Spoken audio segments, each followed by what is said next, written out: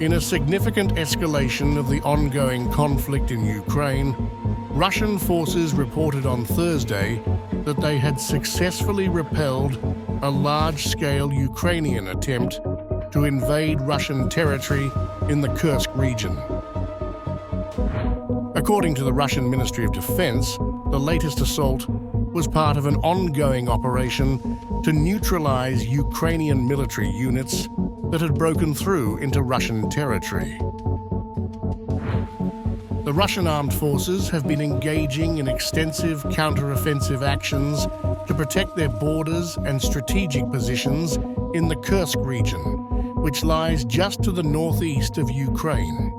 Russian officials claim that the Seva group of forces, which is part of the Russian military's Northern Command, inflicted severe losses on Ukrainian troops over the past 24 hours. The Ukrainian assault, which involved multiple units from various brigades, was repelled after a series of failed counterattacks and skirmishes across key positions. Russian defense reports indicate that up to 60 Ukrainian soldiers were either killed or wounded during the clashes near Darino, Leonidovo, Nikolayevo Darino, and Novoivanovka. The Ukrainian forces were said to have suffered substantial losses in both personnel and equipment, with 2 infantry fighting vehicles, 1 armored fighting vehicle, and multiple motor vehicles destroyed.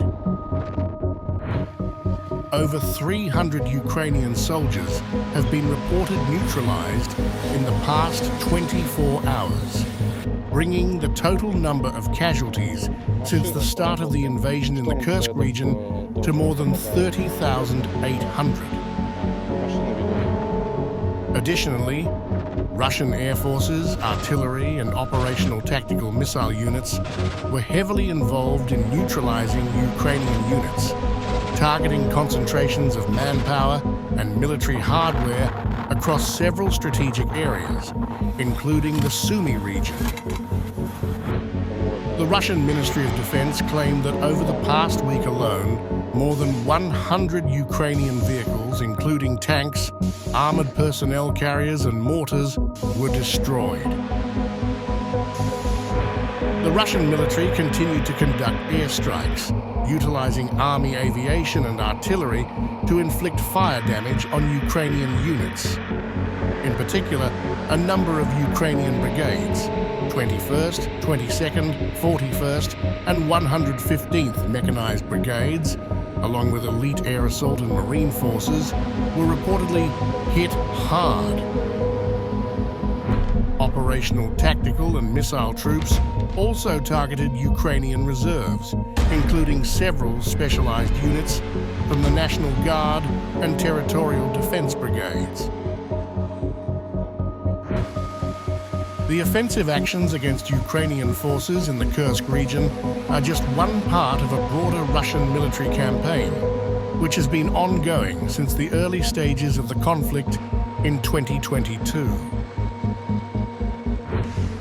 Moscow has frequently accused Kyiv and Western powers of escalating the war, with Ukrainian forces receiving substantial amounts of foreign aid, including advanced weaponry from NATO members. The heavy losses incurred by the Ukrainian military in this latest conflict underscore the challenges faced by Ukraine in terms of both equipment and manpower, despite continued Western support. The Russian Ministry of Defense has claimed that the overall cost for Ukraine's military in terms of hardware losses has reached staggering figures. These include the destruction of over 189 Ukrainian tanks, 123 infantry fighting vehicles, and a large number of advanced weapon systems, including multiple HIMARS and NATO-made MLRS launchers. According to the Russian military, more than 1,000 armored fighting vehicles and hundreds of field artillery pieces have also been destroyed since the beginning of the hostilities. Russian President Vladimir Putin has consistently argued that the military operation is essential to protect Russia's sovereignty and territorial integrity, particularly in light of NATO's continued expansion and support for Ukraine.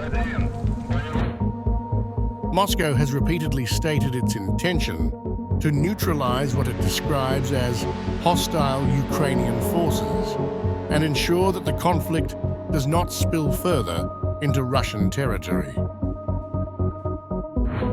The Kursk region has taken on symbolic importance in the ongoing war, as it is not only strategically significant, but also a point of contention in the broader geopolitical struggle between Russia and the West.